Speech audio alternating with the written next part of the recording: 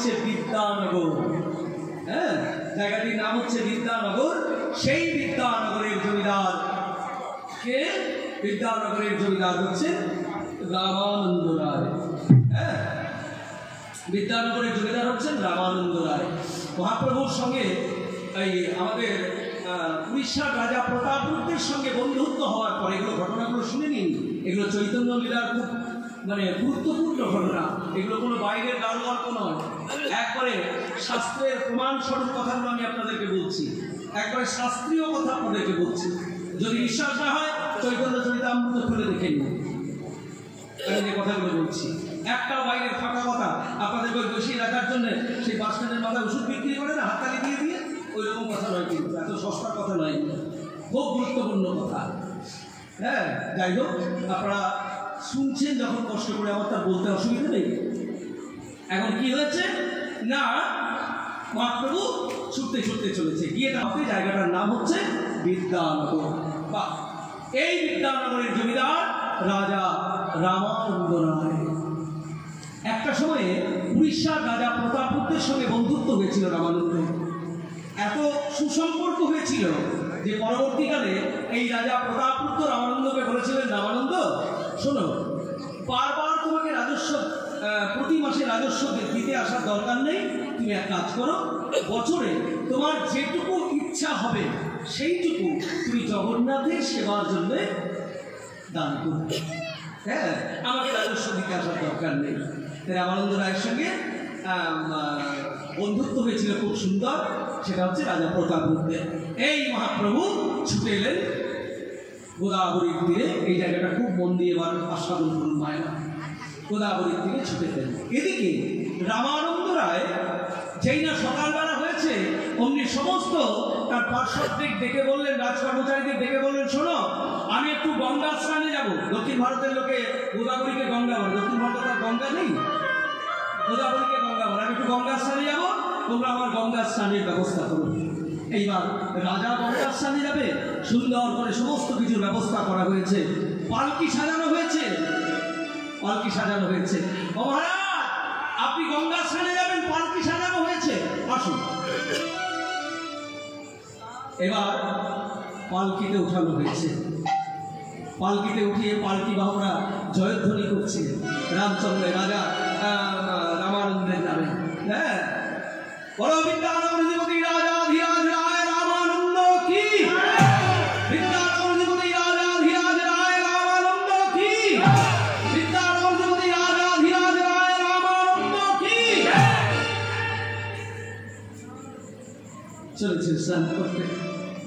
এই এরা বাইরে জয়ধ্বনি দিচ্ছে, আর রামানন্দ রায় পালকির দরজা বন্ধ করে হাত জোর করে বলছে, দেখেছো এরা কি বোকা? হ্যাঁ, এরা আমার জয়ধ্বনি দিচ্ছে। আরে বাবা, আমি তো বিদ্যানগরের রাজা, জয়ধ্বনি যদি দিতে হয় সারা বিশ্ব ব্রহ্মাণ্ডের রাজা, সারা বিশ্ব ব্রহ্মাণ্ডের নবাব প্রাণ গোবিন্দের নামে জয়ধ্বনি দাও।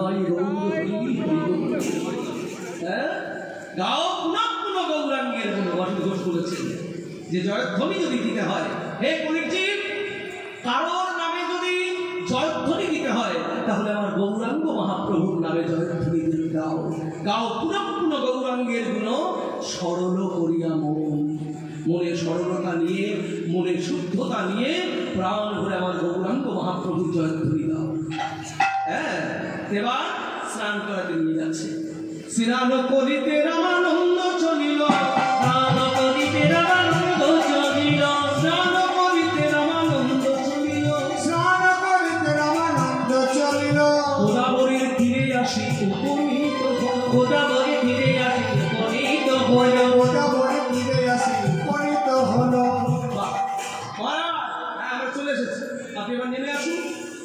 পালকি থেকে নেমে এসেছি, অনেক লোক ঠাকুর মশাই এসেছে। মহারাজ স্নান করবে, তাকে একটু তর্পণ করাতে হবে, তাই গঙ্গায় ওই গোদাবরীর জলে নেমেছে। ঠাকুর মশাইরা পাড়ে দাঁড়িয়ে দাঁড়িয়ে মন্ত্র বলাচ্ছে। মহারাজ, আপনি তর্পণ করে নিন, মন্ত্র বলুন। হ্যাঁ, বলুন। আব্রহ্ম ভুবনং লোকা দেবশ্রী পিতৃমানবা তিপ্পন্ত পিতরৌ সর্বে মাতৃমাতা মহোদয় অতীত কুলকোটিরা নাম সপ্তদ্বীপ নিবাসীনাং ময়া দত্তেন তোয়েন কিপন্তু ভুবনত্রয়ম। এই তর্পণের মন্ত্রটা আপনারা শিখে নিন। যদি মনে না থাকে কোনো জ্ঞানী ব্রাহ্মণের কাছ থেকে জেনে নেবেন। যখন গঙ্গা স্নানে যাবেন এই মন্ত্রটা বলে তর্পণ করবেন। এক তর্পণে সবাইকে একসঙ্গে জলদান করা হবে। যেমন চালাকি দেখেছেন, কীর্তনেও চালা, হ্যাঁ কীর্তনেও ফাঁকি। তাহলে কীর্তন শুনতে না, তাতেও ফাঁকির গল্প দেখি বলুন। হ্যাঁ, একটু কাজ করলেই অনেক ফল পাওয়া যাবে। তাই মন্ত্রটি যারা আগ্রহী তারা শিখে নেবেন, বা যারা মা বাবার নামে তর্পণ করেন, যখন তর্পণ তো যখন তখন করা যায়। বিশেষ করে ব্রাহ্মণদের কিন্তু প্রতিদিন তর্পণ করতে হয়। ব্রাহ্মণদের একটা তর্পণ বিধি আছে যা প্রত্যেক দিন আহ্নিকের সময় তর্পণ করতে হবে। যাই হোক, এবার তর্পণ করেছি।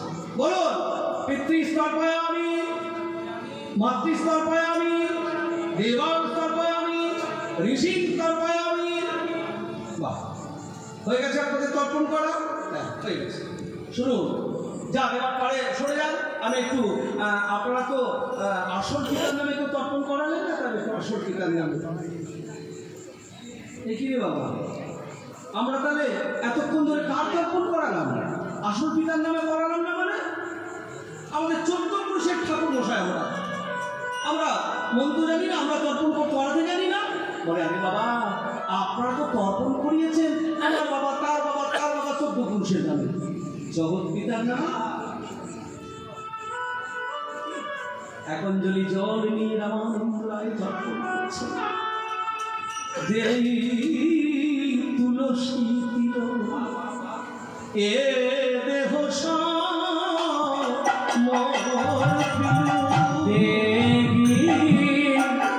তুলসী তিল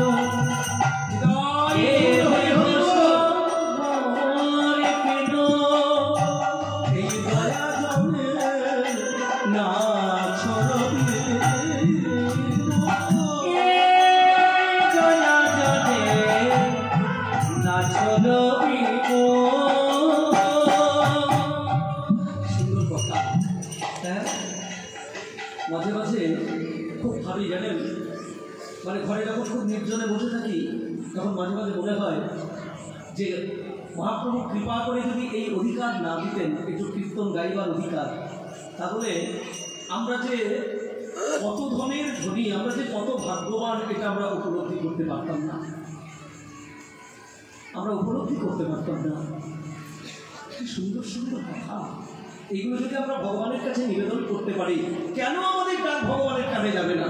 আমরা নিবেদন করতে পারি না সঠিক কথাটা, যার জন্য আমাদের ডাক ভগবানের কানে যায় না।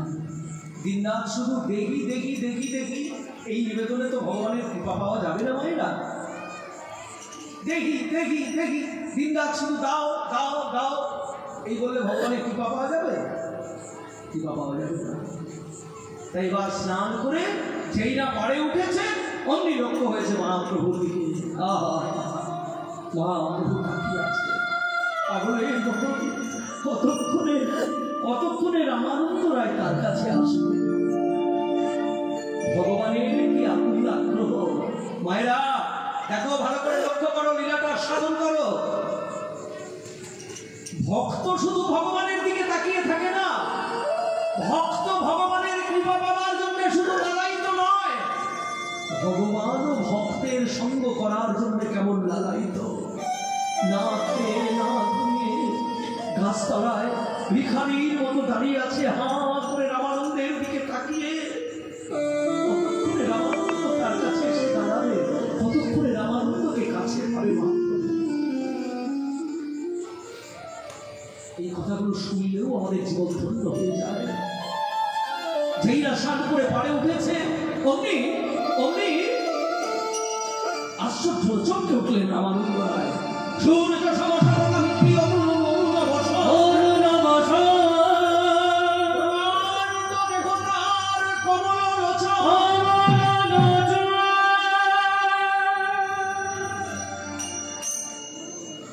সূর্য সমশত কান্তি অরুণ বস। একটা সূর্যের যতখানি জ্যোতি, সেই রকম জ্যোতি নিয়ে দাঁড়িয়ে রয়েছে এরকম একজন সন্ন্যাসী। দেখা মাত্রই আর নয় ফেরাতে পারলেন না রামানন্দ রায়। আস্তে আস্তে আস্তে আস্তে সন্ন্যাসীর দিকে এগিয়ে চলেছেন। যেই না কাছাকাছি হয়েছেন, প্রভু তারে পুছিলেন, তুই কি রায় রামানন্দ?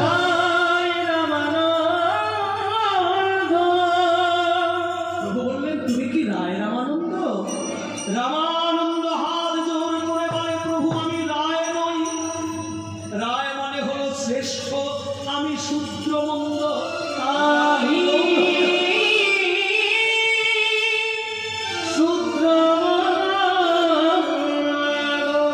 কেউ চ্যাটার্জি, কেউ মুখার্জি, কেউ ভট্টাচার্য, কেউ রায়। এসব আমাদের পরিচয় নয়।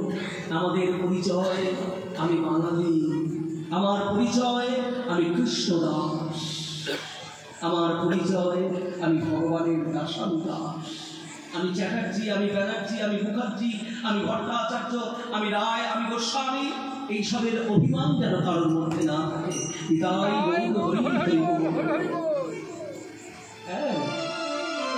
প্রভু তারে পুছিলেন, তুমি কি রায় রামানন্দ? রামানন্দ বলে, না না প্রভু, আমি রায় নই। রায় মানে তো শ্রেষ্ঠ, আমি শূদ্র মন্দ। আনন্দ, তুমি এত দৈনতা আমার সামনে করো না। আমাকে তোমার কথা সার্বভৌম বলেছে। সার্বভৌম আমাকে বলেছে, নিমাই আমি তো তোমাকে শুধু কথারূপী কাটার খোঁজা দিতে দিতে তোমার সারা শরীরটা ক্ষতবিক্ষত করে দিলাম। আমার কাছে তো মলম নেই নিমাই।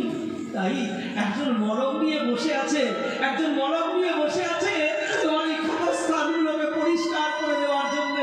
যাও তুমি তার কাছে গিয়ে মলম লাগিয়ে তোমার ওই ক্ষতস্থানগুলোকে।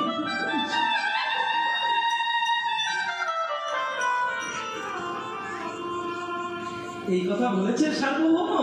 শোনো, সার্বভৌম জানে যে আমি অনেক দূরে একটা অধম পড়ে আছি, তাই আমার মতো পতিতকে উদ্ধার করার জন্যই তোমাকে পাঠিয়ে দিয়েছে।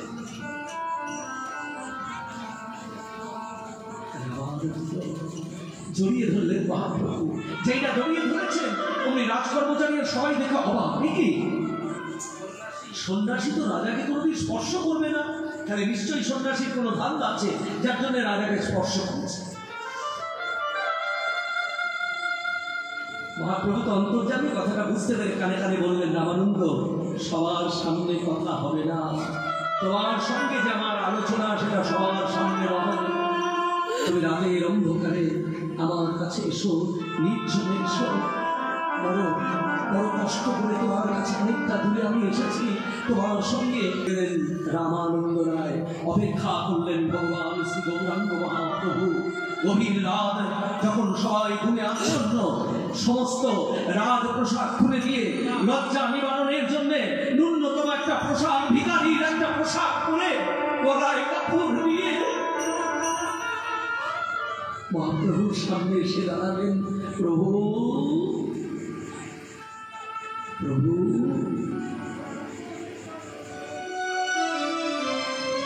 মহাপ্রভু বললেন, রামানন্দ প্রভু কহে বড় শ্লোক সাধ্যের নির্ণয়। প্রভু কহে বড় শ্লোক সাধ্যের নির্ণয়। প্রভু কহে একটা কথা বললেন যে, রামানন্দ আমি তোমাকে যেটা জিজ্ঞাসা করব সেটা যেন সঠিক কথা বলবে না।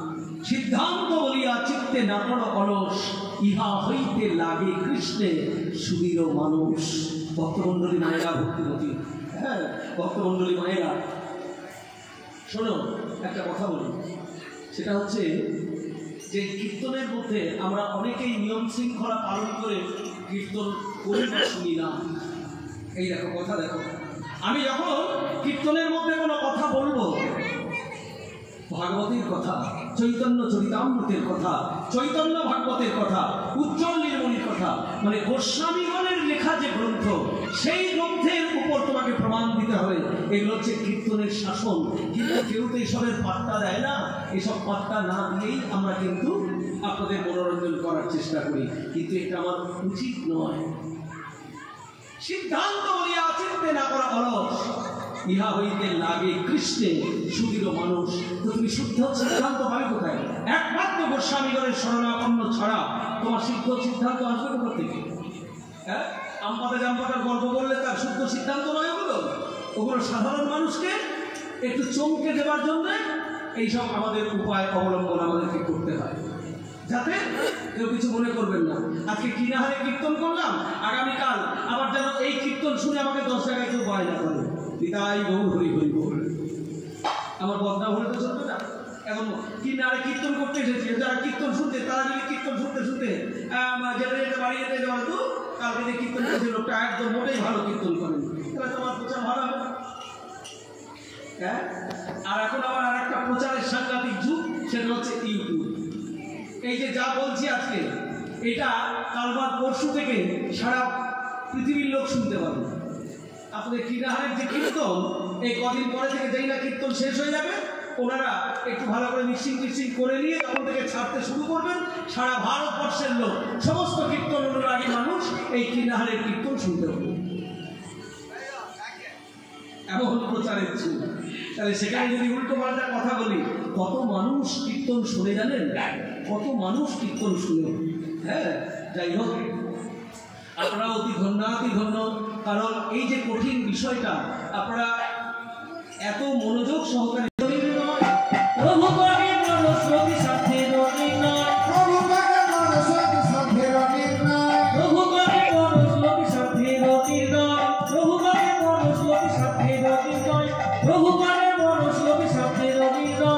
রামানন্দ রায় কহে স্বধর্ম আচরণে বিষ্ণু ভক্তি হয়, রামানন্দ রায় কহে স্বধর্ম আচরণে বিষ্ণু ভক্তি হয়।